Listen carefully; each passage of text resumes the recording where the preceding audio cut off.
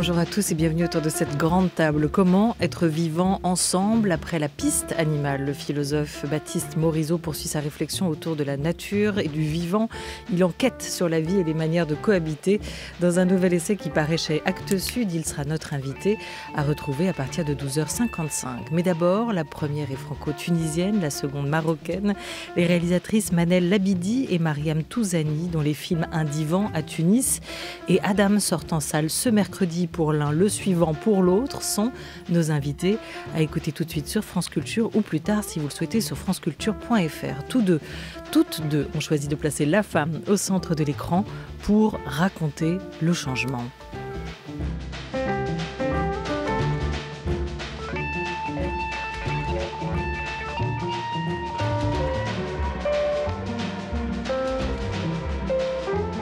La grande table. Olivia Gesbert. Deux films portés par deux grandes actrices, Golshifteh Farahani pour Un divan à Tunis et la Belge Loubna Azabal pour Adam. Deux premiers films aussi. Bonjour Manel Labidi. Bonjour. Merci à vous d'être avec nous et bonjour Mariam Touzani. Bonjour. Bonjour. Dans Un divan à Tunis, votre film Manel Labidi, une psychanalyste franco-tunisienne rentre au pays pour y ouvrir un cabinet dans une banlieue de Tunis où Freud n'a pas vraiment ses quartiers. Les quiproquos vont s'accumuler d'abord, puis des liens se tissent et la parole se libère. Extrait. Baya, vous permettez que je fasse une annonce dans votre salon? Quel genre d'annonce? En fait, je suis psychanalyste et je veux ouvrir mon cabinet ici à Zahra. Je voudrais en parler aux clients du salon, si vous me le permettez. Un cabinet de psychanalyste Tunis? Oui. Et tu crois que ça va marcher? Oui, les gens ont besoin de parler. Ah, ça c'est sûr. Surtout nous les Arabes, on parle beaucoup. Mais quand elles viennent ici, les clientes, elles parlent. Mais au moment de payer, elles ressortent, elles ont un brushing beau comme le tien, ou des mèches, ou tu vois. Ou par exemple, le hammam. Elles viennent, elles parlent, elles te cassent la tête. Mais elles ressortent, elles sont toutes propres. Et de chez toi, les gens, quand ils sortent avec quoi? Ça dépend. Chacun repart avec quelque chose qui lui appartient. Dans Un divan à Tunis, Manel Labidi, vous avez choisi de libérer la parole de vos personnages, tout en prenant le parti de la comédie. On l'entend un peu moins dans cet extrait, mais il y a des scènes extrêmement drôles dans tout le film, et notamment l'arrivée de Freud dans ce quartier de Tunis. Que permet l'humour? Pourquoi ce parti pris-là? Parce que j'avais le sentiment que c'est un parti pris qui manquait. Quand on décide de traiter de cette partie du monde arabe, du Maghreb, c'est un genre qui est rarement ou peu utilisé et qui pourtant permet de dire beaucoup de choses et permet, je dirais, de sortir de cette surpolitisation, on va dire, de cette zone. Et j'avais envie d'utiliser les outils du cinéma, de la fiction et de la comédie pour avant tout raconter des trajectoires personnelles, universelles, plutôt que de mettre en avant, on va dire, un discours ou un discours militant, politique, de manière frontale. Le politique, évidemment, il est là, il est en creux, il est en toile de fond dans cette histoire, mais je voulais avant tout donner mettre la lumière sur des personnages. Est-ce qu'on peut rire de tout en ce moment en Tunisie ? Je pense, oui, c'est une culture qui est... Et d'ailleurs, ça aurait été que de trahir cette culture et ce pays que de ne pas utiliser l'humour. C'est un peuple qui a énormément de second degré. L'humour est imbriqué, on va dire, dans le drame. Je veux dire, il n'y a absolument rien qui se passe sans humour. Toutes les tragédies sont toujours, on va dire, teintées de cet humour doux amer qui caractérise vraiment cette culture. Et pour moi, utiliser la comédie, là encore, c'était aussi rendre hommage à ce peuple qui ne se laisse jamais écraser par les larmes. Beaucoup d'autodérision dans les dialogues de vos personnages, assez truculents, on le disait, puis une comédie de geste aussi, c'est extrêmement parlé avec les mains dans ce film que vous avez réalisé, Un divan à Tunis, et qui sort en salle ce mercredi.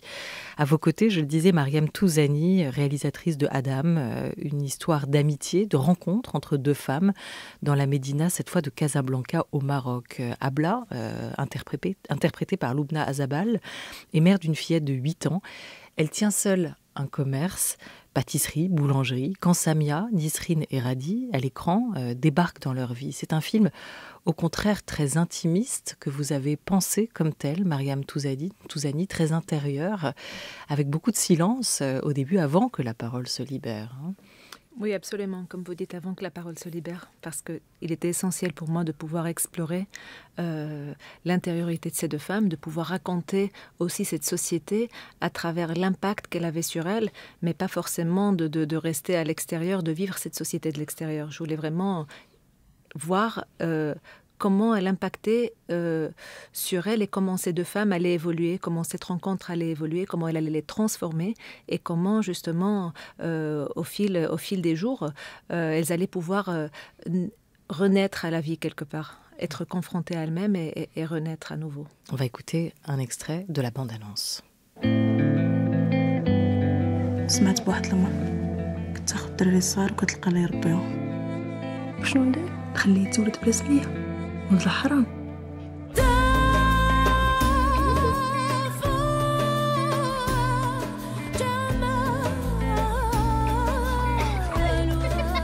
حلوة العيد ما بقاش إلا بقى معايا حياته غتضيع ولا عطيتو عمرني ما نعرف شنو غيكون. فشل تقدري ترجعي له.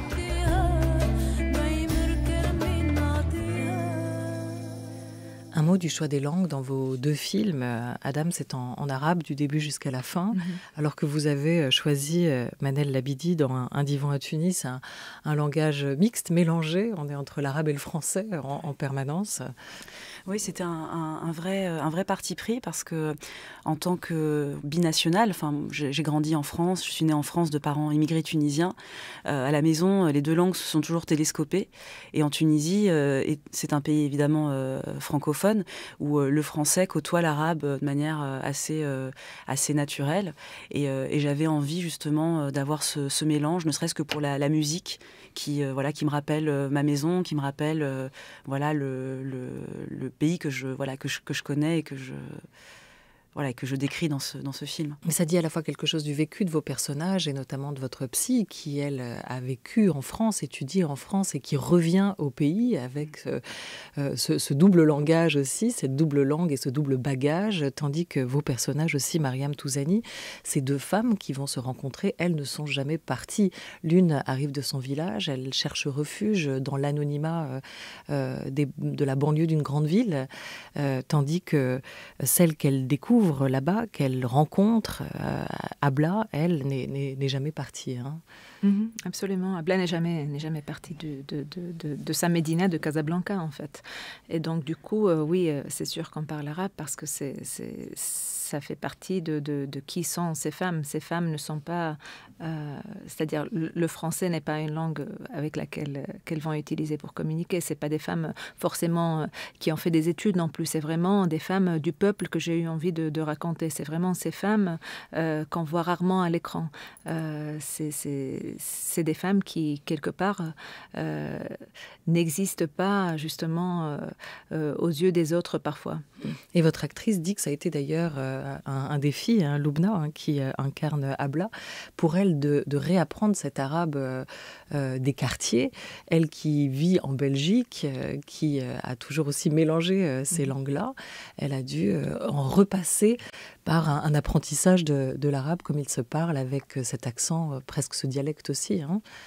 Absolument. Loubna n'est pas née au Maroc, même si elle parle l'arabe parce qu'elle est d'origine marocaine, mais elle a dû se réapproprier la langue et ça c'était vraiment un travail très intéressant à faire avec elle, qu'on a fait beaucoup déjà en amont par téléphone parce qu'on parlait énormément et on parlait en arabe toutes les deux, et puis quand elle est venue s'installer au Maroc pour justement commencer à travailler sur son personnage, et là c'est passé par des rencontres pendant très longtemps avec des femmes de la Médina, justement pour se nourrir de leur réalité, les écouter monter vraiment, justement, pour s'approprier cette langue. Et puis, un vrai travail avec un coach sur place pour travailler tous ces dialogues en arabe.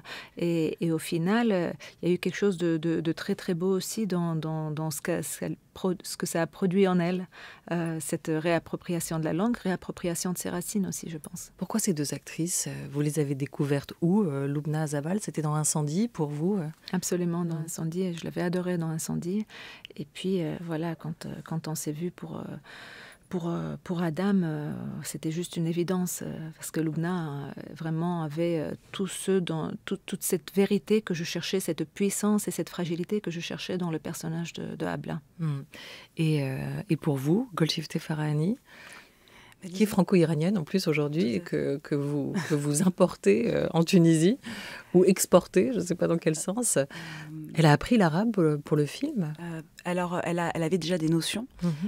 Et puis, bon, Golshifteh, elle a une oreille musicale absolument extraordinaire. Donc, c'est quelqu'un qui apprend très vite les langues, même de manière phonétique. Donc, on a pas mal travaillé aussi bien l'accent français que l'accent arabe. Et c'est vrai que c'était assez impressionnant de voir la vitesse à laquelle elle reproduisait les sons. Donc, c'était assez intéressant. Mais c'est vrai que par rapport au choix de Golshifteh pour ce rôle, moi, je l'ai découverte évidemment dans plein de films, notamment les films d'Ashghar Farhadi à propos d'Eli et le film de Louis Garrel dans lequel j'avais adoré sa prestation. Je cherchais vraiment une actrice qui puisse contrebalancer l'énergie de tout mon casting tunisien. Je savais être vraiment très très particulier en termes, je dirais, de langage du corps, au niveau du timbre de voix, de l'énergie. Voilà. Je cherchais quelqu'un qui puisse exister dans le silence, dans l'écoute, et qui dégage comme ça cette synégénie, ce charisme qui la caractérise. Et très vite, en fait, j'ai pensé à elle et je lui ai envoyé le projet.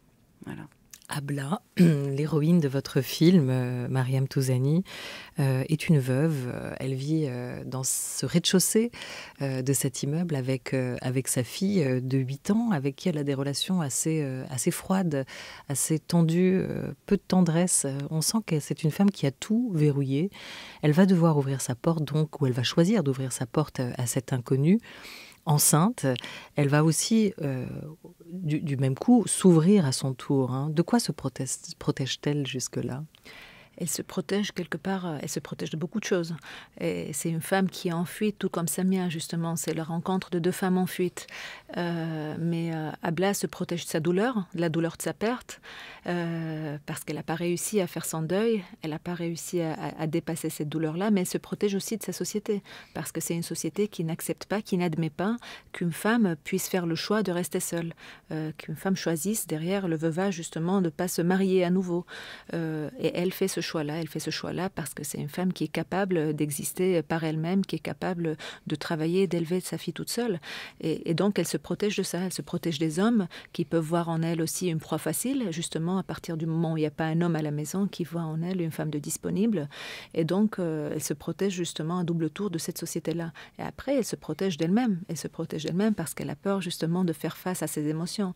Elle a peur d'aller chercher toutes ces choses qui la blessent, et donc elle décide de les étouffer afin de pouvoir être forte et continuer à se battre. Mais en faisant ça, justement, elle se coupe d'elle-même et elle se coupe de cet enfant qui est la seule chose qui lui reste au monde.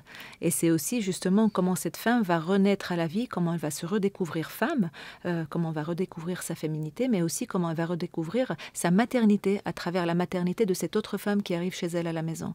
Donc c'est vraiment un réveil à la vie. Et cette petite fille qu'elle a est vraiment, elle, une source de joie et de vie qui demande qu'à s'exprimer. Samia, qui va arriver chez elle, interprétée par Nisrine Erhadi, se cache.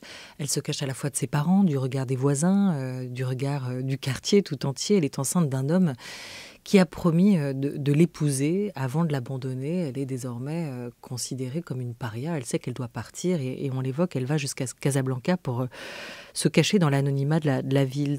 Et pourtant, elle est rattrapée par cette mauvaise réputation, par le regard des autres. À un moment, elle va faire cuire le pain au four collectif.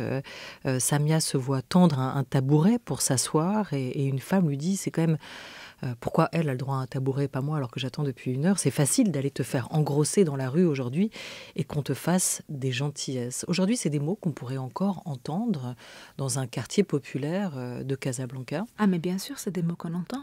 Complètement, aujourd'hui. Ça n'a pas changé du tout. La pression sociale, l'exclusion que vivent ces femmes-là est terrible, ces femmes et ces enfants, parce que être cet enfant aussi qui naît sans père est vraiment un des plus lourds fardeaux à porter.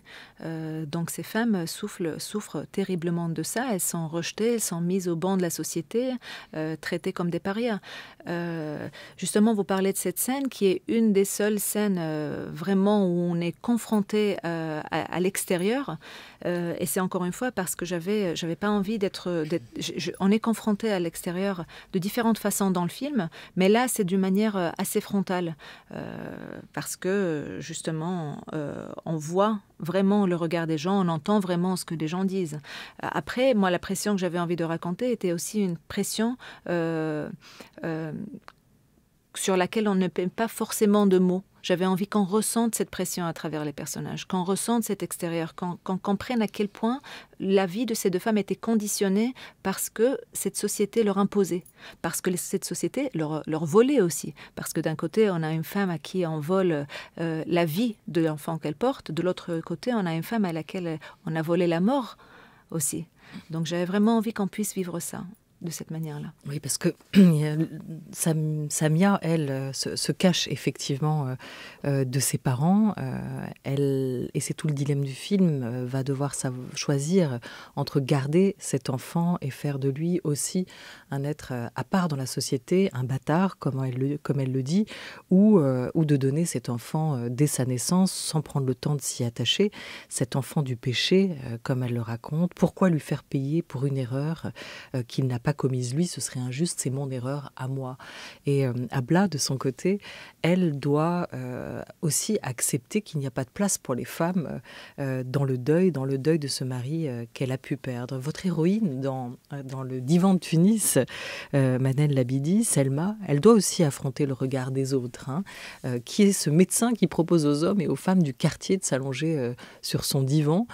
On l'évoquait, cette situation a ouvert quand même la porte à beaucoup de quiproquos au début du film. Mais derrière ça, ce que vous racontez, c'est la perception, les préjugés qui peuvent peser sur cette femme libre qui revient au pays. Une femme perçue au début comme aux mœurs dissolues ou une sorcière, elle ne peut pas être autre chose. C'est une femme cow-boy que vous avez imaginée. Oui. C'est vrai que j'avais envie de mettre en scène un personnage féminin dont les caractéristiques s'apparentent souvent à ce qu'on voit chez les hommes. Et effectivement, elle est dans son apparence, elle est assez masculine. Elle n'est pas du tout, on va dire, sexualisée, hyper sexualisée. Elle porte pas de maquillage. Elle fait le choix assumé d'être seule, de vivre seule, de ne pas se marier. Elle fume dans la rue en public, ce qui est un acte extrêmement politique, on va dire, dans ce genre de pays.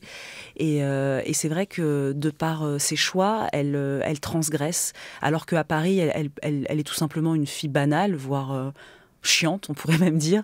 À Tunis, elle devient tout d'un coup sulfureuse, scandaleuse, parce que elle ne rentre pas dans le cadre du mariage, des enfants, du brushing, du maquillage, de la surféminisation, on va dire, qu'imposent, on va dire, certaines injonctions aujourd'hui aux femmes. Et c'était très important pour moi d'aller dans cette direction, sans pour autant qu'elle soit dans une provocation gratuite. Elle impose, on va dire, elle dégage cette liberté de par ses choix, et ses choix sont finalement très très simples. France Culture, il est 12h20. France Culture, la grande table, Olivia Gesbert. Avec nos 2 invités, les réalisatrices Manel Labidi et Mariam Touzani, jusqu'à 12h30, 2 films en salle. L'un ce mercredi, l'autre mercredi prochain. Et comme je me suis un peu emmêlé les pinceaux, je vais essayer de remettre les pendules à l'heure. Adam sortira ce mercredi, le 5 février. Et votre film, Manel Labidi, un divan à Tunis, mercredi prochain, le 12, sur nos écrans ici en France. L'oncle, dans votre film, parle à un moment à Selma et lui dit « Pendant la Révolution, on a créé un groupe pour protéger le quartier. quartier, j'ai peur, je donnerai tout pour partir d'ici et assurer un avenir à mes filles. Ici, tout est désert, noir, obscur, c'est une poudrière, une étincelle. On disait beaucoup d'humour dans ce film et en même temps des vérités qui se disent aussi. C'est un divan à Tunis, le titre de ce film, il aurait tout aussi bien pu s'appeler La Tunisie sur le divan, allongé. Qu'est-ce que cette société a à nous dire aujourd'hui? Est-ce que c'est surtout pour vous une sorte de blues post-révolution? Ouais, je dirais que la révolution a amené tellement d'espoir. Elle était inattendue, brutale, et quand c'est arrivé, elle est arrivée avec un lot de promesses qui n'ont malheureusement pas été tenues. Et c'est vrai que ce qui s'en est suivi était assez compliqué dans le sens où l'islamisme est arrivé, l'islamisme politique est arrivé au pouvoir, on a eu des actes terroristes, la crise économique sévit toujours, parce qu'évidemment le tourisme qui est la seule, on va dire, ressource économique du pays s'est complètement effondré. Donc après les quelques lueurs d'espoir, le désespoir est arrivé, et c'est vrai que ce personnage-là est dans une espèce de dilemme. Il aime son pays, mais comme beaucoup, ils sont dans une idée de survie et d'assurer un avenir pour leurs enfants. Et donc beaucoup voient le retour de cette jeune femme dans ce pays comme extrêmement, provoquant. Tout le monde essaye de partir, tout le monde essaye de rejoindre l'Europe et l'Occident et tout ce qu'il promet. Et elle arrive et fait le chemin inverse. Et c'est cette confrontation entre ces deux trajectoires, de celle qui revient en quête de quelque chose de plus intime, et ceux qui essayent de partir pour une quête, on va dire, plus économique, plus matérielle. Et c'est ces deux quêtes que j'avais envie de confronter. Aller tourner en Tunisie, pour vous, Manel Labidi, c'était un peu votre chemin inverse à vous? Oui, je crois, je l'ai compris plus tard, mais ça c'est toujours comme ça, j'imagine. Oui, il y a quelque chose qui relevait d'une forme de nécessité pour moi d'aller tourner dans ce pays qui a rythmé ma vie, alors même que j'ai grandi et que je suis née en France, dans lequel je passais tous mes étés. Il y a quelque chose pour moi de l'ordre de la réparation, je pense, d'aller là-bas, de tourner mon film là-bas, d'engager une équipe tunisienne, de faire en sorte que cette petite économie que j'ai créée paye des gens, alors même que mes parents sont partis parce qu'il n'y avait pas de perspective. Il y a quelque part une forme de réparation que j'ai menée avec ce film, certainement. Il y a un renouveau, une forme de renouveau du cinéma au Maghreb aujourd'hui, à la fois en Tunisie mais aussi au Maroc, avec des films qui font parler d'eux, font parler de la société, font parler des hommes et des femmes qui construisent aussi et pensent ces pays aujourd'hui. On pourrait citer au passage Nabil Ayouch, le réalisateur franco-marocain de Much Loved et de Razia, que vous avez co-scénarisé ensemble, Mariam Touzani, et qu'on retrouve sur votre film. Cette fois, c'est vous qui êtes derrière la caméra. Adam, on écoute Nabil Ayouch. Les médias ont beaucoup plus de liberté aujourd'hui qu'il y a 10-15 ans. Maintenant, depuis quelques années, on assiste à cette montée d'une forme de conservatisme et de radicalisation qui m'inquiète, qui a envie de rendre vigilants aussi la plupart des progressistes, et à l'émergence vraiment d'une force qui pousse au recul, qui pousse à être rétrograde. On est inquiet, et je vous dis, après, tout est dans notre capacité à nous mobiliser pour faire face à ça, parce que c'est pas la première fois dans une société qu'on a deux schémas qui s'affrontent. Maintenant, la question, c'est comment est-ce qu'on va répondre ? Déjà en continuant à faire des films, en continuant à se battre pour exprimer nos idées, et puis pour la défense des droits fondamentaux. Il y a une société civile au Maroc qui est extrêmement vivante, vivace, qui peut-être s'est un peu assoupie ces dernières années, mais je peux vous dire qu'avec ce qui se passe ces derniers temps, on est bien réveillé là maintenant. Bien réveillé. Il y a un geste artistique, un désir de film. Pour vous aussi, Mariam Touzani, on le sent à travers Adam. Mais est-ce que c'est aussi pour vous un acte politique aujourd'hui de réaliser, de tourner un film au Maroc ?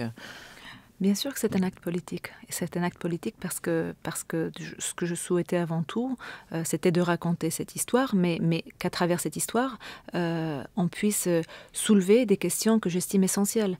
Des questions sur la place de la femme, sur les libertés individuelles, sur justement toutes ces choses, en fait, qui relèvent du tabou et desquelles on ne parle pas d'habitude, desquelles on préfère ne pas parler. La situation des mères célibataires, aussi, évidemment, l'avortement, la liberté de disposer de son corps. Et justement, ce que je ressens aujourd'hui, c'est qu'il y a une vraie énergie, il y a quelque chose qui s'empare de la société, où il y a toute une jeunesse qui s'est appropriée ces luttes-là aussi, des luttes qui ont été menées depuis des décennies à travers des associations féminines, mais qui aujourd'hui, à travers cette nouvelle génération qui a pris le relais quelque part et qui n'a plus envie de se laisser faire, qui n'a plus envie de se taire, surtout des femmes qui sont qui arrivent maintenant à vraiment défendre leur point de vue, à le faire publiquement, à vouloir, c'est-à-dire affirmer des choses. Là où avant, c'était des luttes qui étaient tacites, c'était des luttes qui étaient tapies. Ce qu'on a vu encore récemment avec le cas de la journaliste Hajar Raissouni, celui de l'avortement au Maroc, cette journaliste de 28 ans qui a été condamnée à la mi-octobre à de la prison pour avortement illégal et hors mariage, sexe hors mariage, qui a finalement été graciée par le roi. Des sociétés, dans les deux cas, en Tunisie comme au Maroc, et on le voit à travers vos films où il est important de préserver les apparences. Ainsi, de l'oncle de Selma qui s'applique dans Un divan à Tunis à garder le secret sur son alcoolisme, Olfa et son mariage arrangé, Raouf le boulanger qui se travestit loin des regards, et puis dans Adam, votre film, Mariam Touzani, cette grossesse hors mariage et qui risquerait de discréditer la famille. Il y a autre chose quand même qui transparaît, et j'aimerais qu'on termine là-dessus, c'est aussi d'autres valeurs au cœur de vos films, celle de l'écoute et celle de l'entraide. Il y a une conception quand même très méditerranéenne des rapports humains que vous mettez, que vous avez souhaité mettre en avant. C'est aussi de là que vient le salut, Manel Labidi, de cette entraide, de cette écoute que chacun peut s'apporter. Oui, c'est vrai que ils n'ont pas attendu l'arrivée de cette psychanalyste pour parler et s'écouter. C'est-à-dire que ce qui me fascine dans ces sociétés qui sont marquées encore par des tabous, par des interdits, par le poids du groupe et de la famille, des traditions, c'est que les individus arrivent quand même à se créer des chemins de liberté à travers des stratégies qui peuvent parfois, au premier abord, peuvent paraître lâches ou hypocrites, mais qui sont en fait des stratégies de survie. Et ces stratégies de survie, elles ne peuvent marcher que justement avec l'entraide, avec aussi une forme de déni organisé. Et c'est ça qui fait que on n'a pas tout un pays qui est arrêté pour mœurs légères. Je pense que ça passe aussi par là. Mariam Touzani. Oui, moi je voudrais dire aussi que ça passe par la sororité. Justement, Adam est un film qui met en avant des luttes féminines et qui met en avant le pouvoir justement de cette solidarité féminine. Et je pense que dans des pays comme les nôtres, ce qui peut vraiment faire avancer les choses, ce qui peut faire évoluer les mentalités, changer les lois, c'est aussi cette entraide entre femmes. Et ça vient à partir du moment où on est conscient justement de notre puissance ensemble. Et pour ça, on doit être consciente aussi des luttes qu'on mène chacune en silence, chacune dans son coin. Donc pour moi, il s'agit vraiment de ça aussi, de prendre conscience de ça afin de pouvoir prendre notre destin en main. Voilà, pour retrouver cette liberté qu'on nous refuse ou qu'on leur refuse. Merci beaucoup à vous, Manel Labidi. Un divan à Tunis sort en salle dans 10 jours. Merci à vous, Mariam Touzani. Votre film Adam sort ce mercredi en salle avec France Culture. Merci d'être venus nous en parler toutes les deux aujourd'hui. Merci. Merci.